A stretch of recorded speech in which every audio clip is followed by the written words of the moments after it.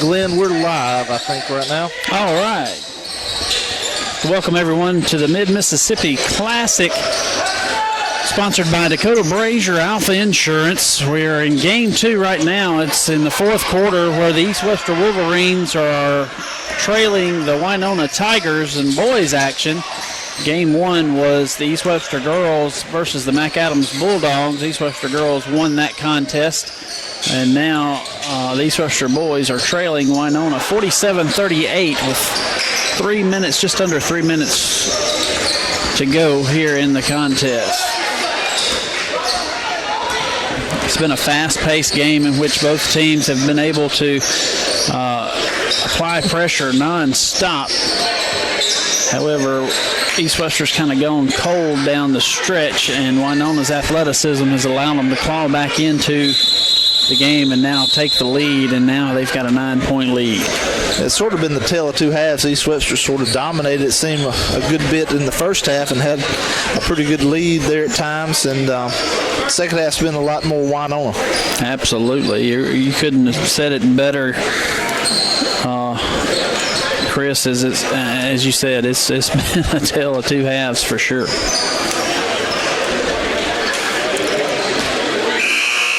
A lot of games on the schedule today. After this one goes final, New Site girls will take on Louisville girls. That's a good matchup right there, followed by Choctaw Central boys and Ripley boys at 1:30. Then at 3 o'clock, Choctaw Central girls will take on Meridian girls at 3.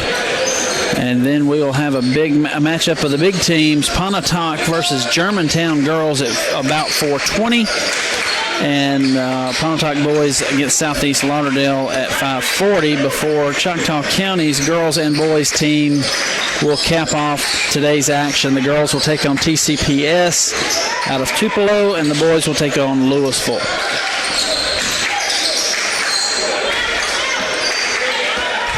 Glenn, I know we missed out a lot of the games last year, but I know it's a day full of basketball and something that we've always enjoyed, and this is the 13th annual this year, and Coach Bills and all the coaching staff here does a great job putting this all together. Absolutely. We couldn't do it without our sponsors, Alpha Insurance, Dakota Brazier Agency, Choctaw County Board of Supervisors was a sponsor as well. And then there are several others. And then all the faculty and staff of the high school and the elementaries, surrounding schools too, send things for the hospitality room, and that's how you know the success of a tournament or a day of basketball is with the quality of the hospitality room. Well, just from the look on your face when you made the visit earlier, Glenn, it sort of said that it's going to be set up very nicely around there as far as you were able to check things out. And like you said, it takes a lot to pull some event like this together. It just shows you the support of all the different schools, and everybody comes together to bring this event.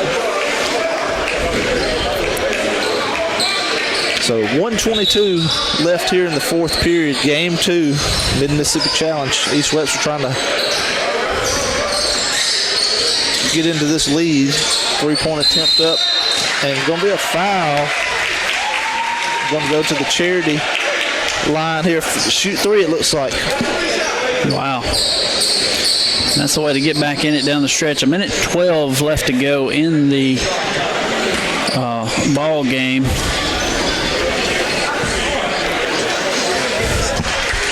When you're able to score and no time being left on the clock not moving, that's always an advantage right here as East Webster's trying to get back in and makes the first 2. So we got a 7-point ball game.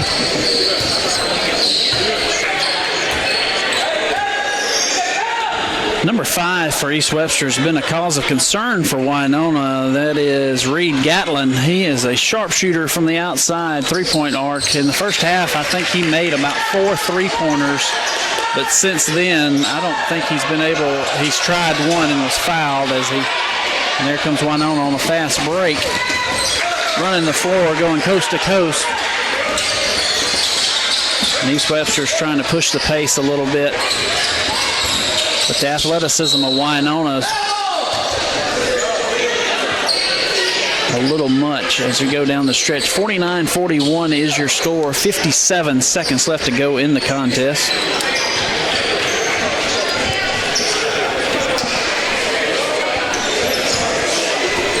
Number 3, Kale Chrismond, a freshman, goes to the line.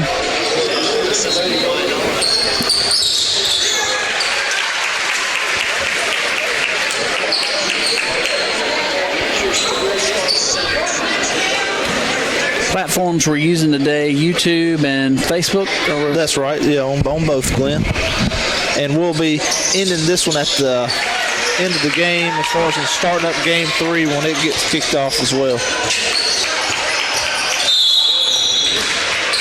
Foul right there against 00 Chandler Hodges. I think that's Hastings Gibson, actually. The Wolverines had a foul to give right there. Now they're at 16 fouls. So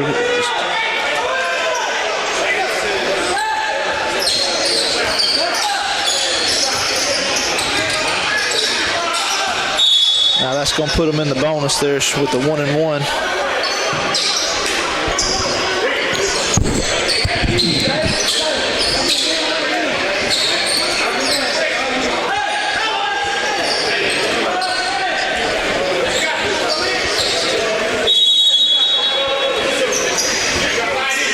Crowd filters in pretty well throughout the day.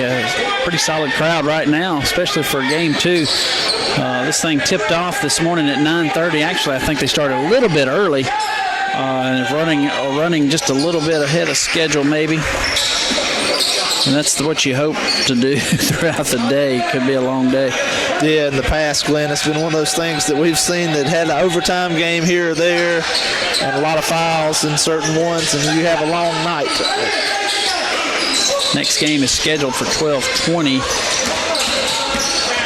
They'll be dangerously close to being on time, if not ahead of schedule for that game. Blake Slade for 2. Timeout called, and here's where it gets lengthy. Yeah, down the stretch, the timeouts, the fouling. Team trails by 6.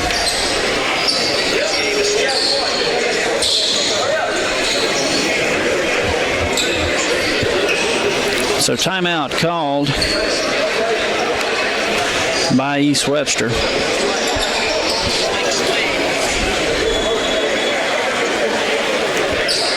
40.3 seconds left to go in the contest.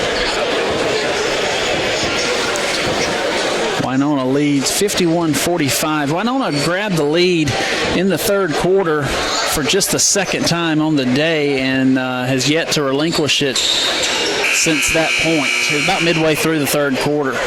They had trailed about 6 points at one time, and now they've built a 6-point lead, and they've actually were up almost 10. I think they were up 9 at one point, Winona was. East Wester's trimmed it down.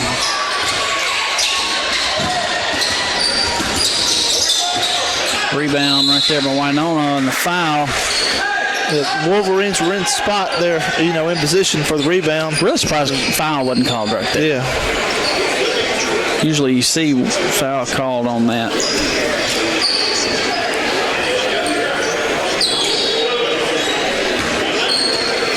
.1 seconds. Caleb Rush goes to the line. He's a junior.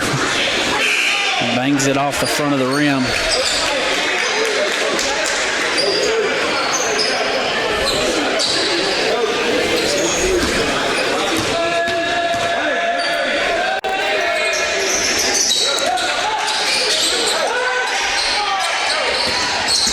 Winona apply a little pressure to make them take some time getting it across the line there. Winona was in a no three-point defense. They'll allow layups, but you don't want the three ball going up. And there's a foul by East Webster. Almost one of those frustration fouls there a little bit. I know you wanted to go ahead and probably had to stop the clock and try to get the ball back right there, but sort of was upset a little bit about missing that layup. Almost uncontested layup. Yeah.